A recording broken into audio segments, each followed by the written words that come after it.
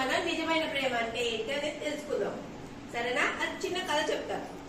ఏంటంటే ఒక ఊళ్ళో అన్నదమ్ములు ఇద్దరు ఉంటారు. అన్నదమ్ములకి ఇద్దరికి కలిపి ఒక ఎకరం పొలమే ఉంటది అనమాట. అయితే అది పండించుకొని ఇద్దరు చెరి సమానం తీసుకుంటారు. అన్న ఏంటంటే ఒక్కడే ఉంటాడు. తమ్ముడికి భార్య పిల్లలు అందరు ఉంటారు. అయితే అన్నయ్య అనుకుంటాడు, అయ్యో తమ్ముడికి భార్య పిల్లలు ఉన్నారు, నాకు వాడికి సమానం తీసుకోవడం కరెక్ట్ కాదు, అయితే నేను కొంచెం వాడికి ఇద్దాము అనేసి రోజు రాత్రిపూట ఏం చేస్తాడంటే ఆయన దగ్గర ఉన్న కొంచెం ధాన్యం ఉంటుంది కదా, ధాన్యం తీసుకెళ్లి తమ్ముడు వాటర్లో కలుపుతూ ఉండేవాళ్ళు. అయితే తమ్ముడు ఏమనుకుంటాడు, అయ్యో మా అన్నయ్య ఒక్కడే ఉన్నాడు, ఇప్పుడు అంటే పర్వాలేదు, పెద్ద అయిన తర్వాత హాస్పిటల్ ఖర్చులు, ఒంట్లో బాగున్నప్పుడు ఎవరు చూస్తారు, నాకంటే నా పిల్లలు చూస్తారు కదా, మరి అన్నయ్యకి ఎవరు లేరు కదా, ఎవరు చూస్తారు, కొంచెం డబ్బులు కావాలి కదా అనేసి తమ్ముడు ఏం చేస్తాడు, తమ్ముడు దగ్గర ఉన్న వాటాలో కొంచెం ధాన్యం రాత్రిపూట తీసుకెళ్లి కలుపుతూ ఉంటాడు. ఇలా జరుగుతూ ఉంటుంది. జరుగుతుంటే ఒక రోజు ఏమవుతుందంటే రాత్రిపూట కదా, చీకటిగా ఉంటుంది కదా, ఊళ్ళలో బాగా చీకటిగా ఉంటుంది కదా, అయితే ఇద్దరు ఎదురు బదులు పడతారు అనమాట. అప్పుడు ఇద్దరు ఎదురుపడి పడ్డప్పుడు ఇద్దరు అనుకుంటారు, అయ్యా అన్నయ్య ఇలా చేస్తున్నాడా, తమ్ముడు ఇలా చేస్తున్నారా అనేసి అనుకుంటారు. వాళ్ళు ఏంటంటే నిజమైన ప్రేమ అంటే ఏంటంటే నువ్వు నాకెంత ఇచ్చావు అనేసి లెక్కలేయడం కాదు, నేను నిజంగా నీకు ఏం చేయగలను అని ఆలోచించడమే నిజమైన ప్రేమ. అర్థమైందా? మనం అన్న తమ్ముళ్ళు ఎవరైనా సరే ఎలా ఉండాలి, నువ్వు నాకేం చేసావు అనేసి అలా ఉండకూడదు అనమాట. నేను నీకేం చేయగలను, ఎవరితోటైనా సరే అన్న తమ్ముళ్ళే అని కాదు, ఎదుటి వారికి మనం మంచి చేయాలి. ఈ కథలో ఉన్న నీతి. అప్పుడు భగవంతుడు మనకి మంచి చేస్తాడు. ఈరోజు మనం పద్యం చెప్పుకుందాం. తన కోపమే తన శత్రువు, తన శాంతయే తనకు రక్ష, దయ చుట్టంబం, తన సంతోషమే స్వర్గము, తన దుఃఖమే నరకమందు, సత్యము సుమతి. ఇప్పుడు ఈ పద్యం యొక్క భావం మనం చూద్దాం. తన కోపమే తనకు శత్రువు. మన కోపం అనేది మనకే శత్రువు అవుతుంది. ఓకేనా?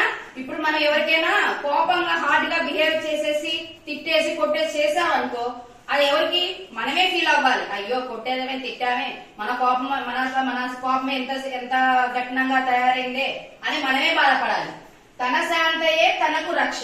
మనం శాంతంగా ఉంటే మనకే అది రక్షగా ఉంటుంది. శాంతం అంటే ఇప్పుడు శాంతంగా ఏదైనా కోపం వచ్చినా చేసినా శాంతంగా ఆలోచించి శాంతంగా సమాధానం చెప్తే అది మనకి రక్షగానే ఉంటుంది.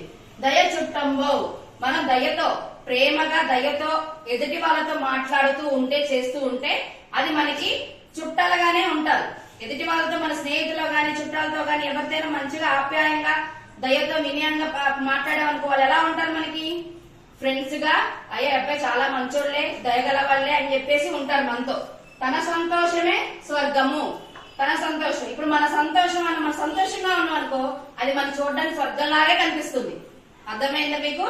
మన సంతోషమే తన సంతోషమే స్వర్గము. మన సంతోషంగా ఉన్నామనుకో ఎదుటి వాళ్ళ కూడా మన సంతోషాన్ని చూసుకుంటూ ఆ స్వర్గాన్ని మనం ఆస్వాదించవచ్చు అనమాట.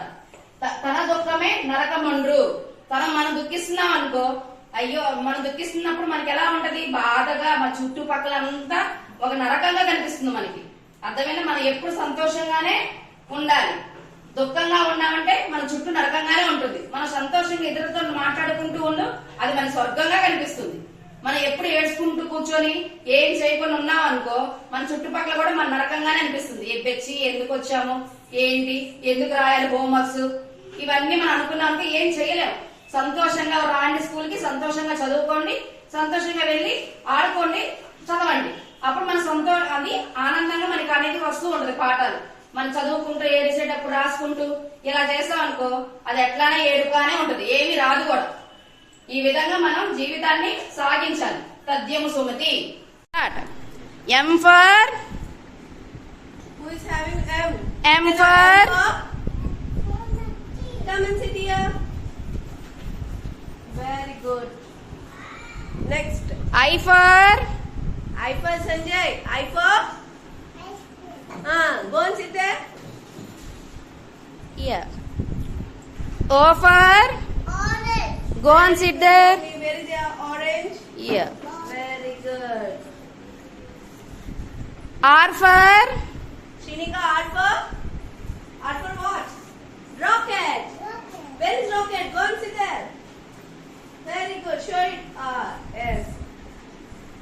H for Where is horse? Go and sit there. Very nice. Next. E for E for. What is E for? Elephant. Where is elephant? Very nice. Clap for them.